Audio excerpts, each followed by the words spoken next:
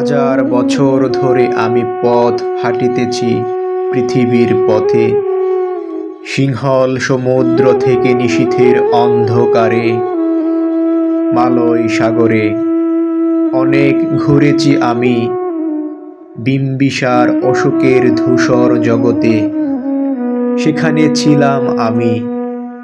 আরো দূর অন্ধকারে বিদর্ভ নগরে আমি ক্লান্ত প্রাণ এক, চারিদিকে জীবনের সমুদ্র সফেন, আমারে দুদণ্ড শান্তি দিয়েছিল নাটোরের বনলতা সেন।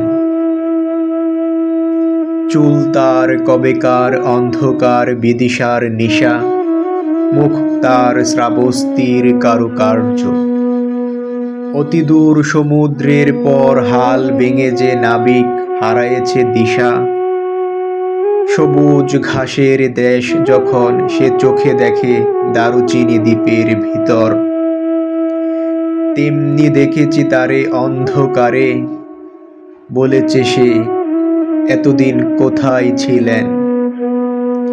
পাখির নীড়ের মতো চোখ তুলে নাটোরের বনলতা সেন।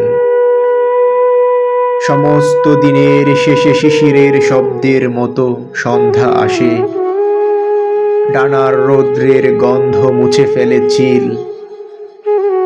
পৃথিবীর সব রং নিভে গেলে পাণ্ডুলিপি করে আয়োজন, তখন গল্পের তরে জোনাকির রঙে ঝিলমিল।